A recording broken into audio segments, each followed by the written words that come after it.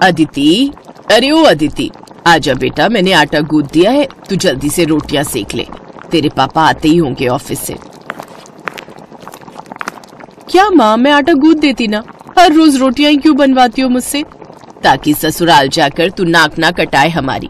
आटा तो तू बढ़िया गूंथ लेती है, लेकिन रोटियां अब तक गोल नहीं बनती तुझसे। अब रोज बनाएगी तभी तो तेरा हाथ बैठेगा ना बेटा। उफ, बाप रे बाप, रसोई तो उबल रही है माँ, ऊपर से गैस के पास खड़े होकर कितनी सारी रोटियां बनानी है। कितनी सारी?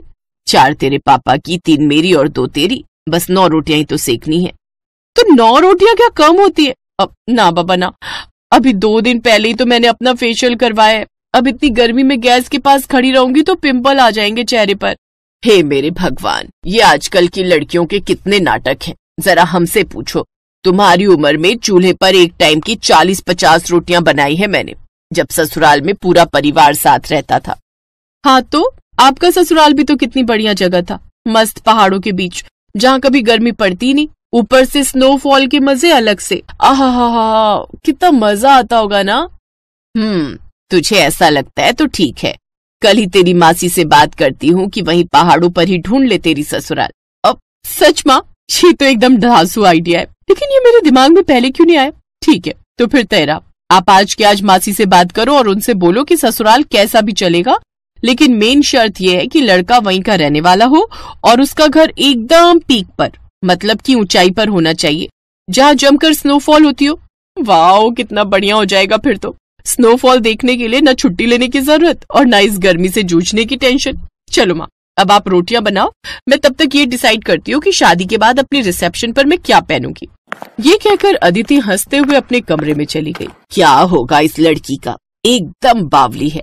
चलो अब रोटियां तो मुझे ही बनानी पड़ेगी, मैडम तो गई अपने पहाड़ी ससुराल के सपने बुनने। अरे कौन जा रहा है ससुराल, तुम या मैं? कम से कम ये तो बता दो। अजी मेरा कोई मन नहीं है, न अपने ससुराल जाने का और न ही आपको कहीं भेजने का। वो तो आपकी लाडली है जिसे अब नया फितूर चढ़ा है, कहती है शादी करेगी तो किसी पहाड़ी लड़के से। अब बताओ, ऊंचे पहाड़ पर ससुराल चाहिए इसे। अब आप ही समझाइए इसे कि कितनी दिक्कतें होती है पहाड़ पर, जिनसे हार कर हम यहाँ आ बसे। हमारा वक्त अलग था विभा, लेकिन अब पहाड़ों पर भी काफी तरक्की हो गई है, पहले से बहुत बदल गया है पहाड़ी जीवन। अरे कितना भी बदल गया हो, लेकिन यहाँ जितनी सुविधाएं तो नहीं है ना वहाँ पर अभी भी। और ये आपके विचार अचानक से कैसे बदल गए? आपके कहने पर ही तो हम अपनी जॉइंट फैमिली छोड़कर यहाँ दिल्ली आए थे। दिल्ली आना हमारी जरूरत भी थी और मजबूरी भी। मुझे यहाँ अच्छी सैलरी ऑफर हो गई थी और तुम वहाँ परेशान भी थी, और सच कहूं तो ऐसा संयोग भी बन रहा है कि शायद अदिति का ससुराल पहाड़ों पर ही हो जाए। हैं? अब साफ साफ कहिए ना, क्या बात है? आज लंच के वक्त तिवारी जी से काफी देर बातें हो गई। बातों बातों में अदिति के लिए एक रिश्ता बताने लगे। उनकी रिश्तेदारी में ही है, लड़का सरकारी क्लर्क है कश्मीर में, एकदम पहाड़ों के बीचों बीच घर लिया है। परिवार भी ज्यादा बड़ा नहीं है, माँ बाप और बस एक बेटा और बेटी।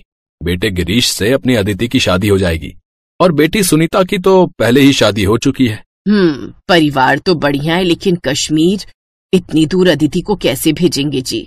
तुम चिंता मत करो विभा, ये भगवान का बनाया संयोग ही है कि अदिति को भी पहाड़ों में ससुराल पाने की इच्छा तब हुई जब उसके लिए ये रिश्ता आया। अब ज्यादा मत सोचो और जाकर उससे बात करो। विभा ने जाकर अदिति से बात की और कश्मीर का नाम सुनते ही अदिति ने हाँ कहने में 1 मिनट भी नहीं लगाया। अरे अरे माँ, इसमें सोचने जैसा क्या है? कश्मीर में होगी मेरी ससुराल। आहा, सुनने में कितना अच्छा लग रहा है। आप तो फौरन हाँ कर दो। एक बार ठंडे दिमाग से सोच ले बेटा, मैं पहाड़ों पर रही हूँ, मुझे मालूम है कि कितनी दिक्कतें होती हैं वहाँ पर। पहाड़ी जगह पर 2-4 दिन घूमकर आने में और पूरी जिंदगी बिताने में बहुत फर्क होता है। ओहो माँ, पापा सही बोलते हैं, आप में कुछ ज्यादा ही डीप चली जाती हो हर मामले में। मैं बोल रही हूँ ना आपको, आप इस रिश्ते के लिए हाँ कह दो, इससे पहले कि उन्हें कोई और पसंद आ जाए। अरे पर एक बार लड़के की फोटो तो मंगवा ले। उसकी भी कोई जरूरत नहीं है माँ, पापा ने देखा तो है ना फोटो। अगर उन्हें पसंद है तो मुझे भी पसंद है, और वैसे भी कश्मीर की खूबसूरत वादियों में हमेशा के लिए रहने को मिल जाए, इससे बढ़कर और क्या चाहिए मुझे। अदिति अपनी शादी और ससुराल को लेकर काफी एक्साइटेड थी। फिर कुछ ही महीनों के बाद गिरीश और अदिति की शादी हो गई और अदिति खुशी खुशी अपने ससुराल यानी कि कश्मीर आ गई। लेकिन फिर, अरे अदिति, जाओ बेटा, सबके लिए गरम कहवा बना लाओ। अब मम्मी जी, पर अभी 1 घंटे पहले ही तो सबने एक साथ कॉफी पी थी। ये कश्मीर है बेटा, तुम्हारी दिल्ली नहीं। यहाँ की सर्दी से बचना है तो थोड़ी थोड़ी देर में कुछ गरम पीते रहना पड़ता है। पहले कॉफी पी थी, अब कहवा बना लो, फिर कुछ देर बाद सबके लिए बढ़िया अदरक वाली चाय बना लेना, ठीक है? ये अदिति का ससुराल था, ऊपर से कश्मीर जैसी ठंडी जगह, तो मायके वाले बहाने यहाँ अदिति के काम नहीं आने वाले थे। बेमन से ही सही, पर उसे थोड़ी थोड़ी देर में सबके लिए कुछ न कुछ गरम पीने के लिए बनाना ही पड़ता। ओहो, ये तो बिल्कुल ठंडा हो गया अदिति। अरे मैं तो तुरंत ही बनाकर लाई थी, इतनी जल्दी ठंडा भी हो गया। हाँ बेटा, यहाँ ऐसा ही होता है। जाओ सबके लिए दोबारा गरम करके ले आओ, और इस बार केतली में डालकर लाना तो ठंडा नहीं होगा। धीरे धीरे अदिति को पहाड़ी जीवन के साइड इफेक्ट्स पता चल रहे थे। पहाड़ों पर रहने का तरीका, खाने पीने का तरीका, सब कुछ उसके मायके से बहुत अलग था। और फिर एक दिन, बड़ी ठंड है, ये लाइट कब तक आएगी जी? लाइट अब गई है तो आराम से ही आएगी। है? ऐसे कैसे? बिना हीटर के तो मेरी हालत खराब हो जाएगी। अच्छा सुनिए ना, हमारे पास इन्वर्टर भी तो है। हाँ है तो सही, लेकिन उसे हम बुरे वक्त के लिए बचा कर रखते हैं, ऐसे थोड़ी मोड़ी ठंड में नहीं चलाते। क्या? अच्छा, इससे बुरा वक्त और कौन सा आएगा? देखिए ना, मेरे हाथ पैर बर्फ जैसे ठंडे पड़ गए। तुम्हें अभी यहाँ की आदत नहीं है ना, इसीलिए ऐसा हो रहा है। तुम फिक्र मत करो, ये रजाई ओढ़कर लेट जाओ, फिर ठंड नहीं लगेगी तुम्हें। और फिर अगले दिन, ये क्या, सुबह के 11 बज गए और अब तक धूप नहीं खिली? धूप की उम्मीद तो छोड़ी दो बेटा, ये दिसंबर का महीना है, अब तो सीधा बर्फ गिरेगी। बर्फ गिरने की बात सुनकर अदिति खुश हो गई, क्योंकि उसे शुरू से ही स्नोफॉल बहुत पसंद था। लेकिन फिर जब सच में बर्फबारी हुई तो उसकी हालत पहले से भी खराब हो गई। अदिति क्या कर रही हो? चलो ना, बाहर कितनी बढ़िया बर्फ गिर रही है। तुम्हें तो कश्मीर का फर्स्ट स्नोफॉल देखना था ना? हाँ देखना तो था, लेकिन बहुत ठंड है जी। ओहो, मैंने तो ध्यान ही नहीं दिया। स्नोफॉल के दौरान रूम हीटर नहीं चला सकते। पर ऐसा क्यों? क्योंकि स्नोफॉल के टाइम सारे खिड़की दरवाजे बंद रखने पड़ते हैं, और ऐसे में रूम हीटर चलाना खतरनाक हो सकता है। बस इसीलिए। चलो अब तुम जल्दी से बाहर आओ, सब तुम्हारा वेट कर रहे हैं। लेकिन जब वो अपने कमरे से बाहर आई तो उसे देखकर सब अपना पेट पकड़कर हंसने लगे। ये क्या हाल बना लिया तुमने अदिति? एकदम कार्टून लग रही हो। सबको खुद पर हंसता देखकर अदिति को बुरा लगा और उसकी आंखों से आंसू बहने लगे। कोई बात नहीं बेटा, पहाड़ों में ससुराल होने के कई फायदे हैं तो कुछ नुकसान भी हैं, मैं समझती हूँ। लेकिन मुझे भरोसा है कि धीरे धीरे तुम भी ढल जाओगी, जैसे मैं ढल गई। लेकिन फिलहाल तुम्हारी हालत देखकर लगता है कि तुम्हें कुछ दिनों के लिए अपने मायके हो आना चाहिए। क्यों, सही कहा ना मैंने? अपनी सास की बात सुनकर अदिति के चेहरे पर स्माइल आ गई। वो समझ गई थी कि पहाड़ों में ससुराल होने के बारे में सोचने और असल में वहां रहने में काफी फर्क है। ऐसा नहीं था कि वो हिम्मत हार गई थी, लेकिन फिलहाल वापस कुछ दिन अपने मायके में आकर रहने के लिए वो बहुत एक्साइटेड थी।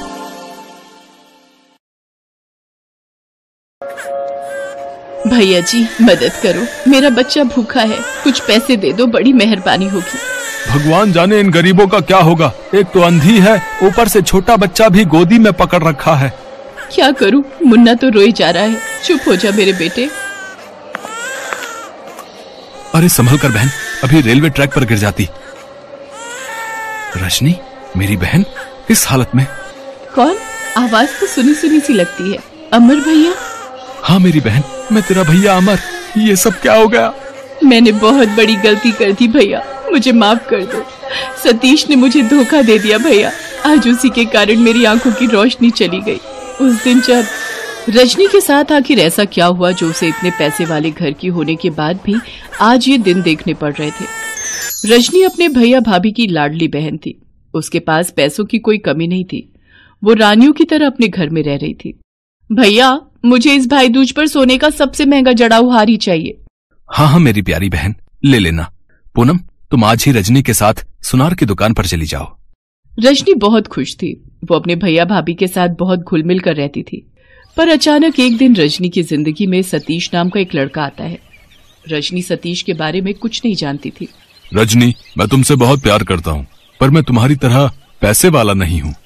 ऐसा मत कहो सतीश, मैं भी तुमसे बहुत प्यार करती हूँ। रजनी, इस प्यार का क्या फायदा?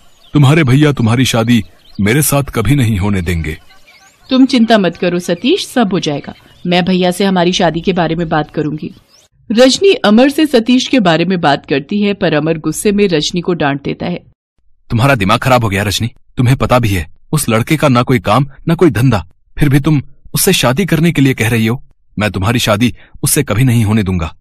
मैं सतीश से प्यार करती हूँ और मैं उसी से शादी करूंगी। रजनी गुस्से में अपने कमरे में चली जाती है। अमर रजनी का रिश्ता एक ऊंचे घराने में तय कर देता है और शादी के दिन रजनी सतीश को फोन करती है। सतीश, मैं ये शादी नहीं करूंगी। अगर तुम मुझे लेने नहीं आए तो मैं जहर खाकर अपनी जान दे दूंगी। एक काम करो रजनी, हमें यहाँ से भागना होगा। जैसा मैं कहता हूँ वैसा करो, मैं सब संभाल लूंगा। मैं तुम्हारा इंतजार करूंगा, तुम तैयार रहना। रजनी अपने बैग में शादी के सारे जेवर, कैश और कुछ कपड़े रखकर सतीश के साथ भाग जाती है। अमर, रजनी अपने कमरे में नहीं है। लगता है सतीश के साथ भाग गई है। उसकी सहेली ऋतु ने उसे बाइक पर बैठकर जाते हुए देख लिया था। रजनी, तुमने ऐसा क्यों किया? तुमने अपने भविष्य पर कुल्हाड़ी मार ली। मैं जानता हूँ वो लड़का सही नहीं है। अमर रजनी को हर जगह ढूंढता है, पर वो उसे कहीं नहीं मिलती है, क्योंकि सतीश रजनी को लेकर कोलकाता आ जाता है। कोलकाता आकर रजनी को सतीश की सारी सच्चाई पता चलती है। शादी के बाद सतीश शराब के नशे में रजनी को खूब मारता था। तुम आज फिर शराब पीकर आए हो सतीश, और तुमने मेरे सारे जेवर बेच दिए। मेरे आगे जुबान लड़ाती है? हाँ, मैं पीकर आया हूँ। मैंने बेच दिए तेरे जेवर। बोल क्या कर लेगी? भैया सही कह रहे थे, तुम अच्छे इंसान नहीं हो। तुमसे शादी करना मेरी सबसे बड़ी भूल थी। सतीश ऐसे ही गुस्से में रोजाना रजनी को मारता पीटता था। रजनी अब एक बच्चे की माँ बन चुकी थी। मुझे घर का राशन और मुन्ना के लिए दूध लाना है, और तुम यहाँ बैठकर दोस्तों के साथ शराब पी रहे हो। तुम्हें शर्म आनी चाहिए। मेरे दोस्तों के सामने मेरा अपमान करती है। तुझे आज मैं नहीं छोड़ूंगा। सतीश गुस्से में रजनी को धक्का दे देता है। रजनी के सिर पर गहरी चोट आती है और वो लहूलुहान हो जाती है। सतीश उसे उसी हालत में छोड़कर वहाँ से भाग जाता है। अरे भाई, बेचारी को बहुत चोट आई है, कोई उठाकर इसे अस्पताल ले चलो। लगता है ये इसी का बच्चा है जो तेज तेज रो रहा है।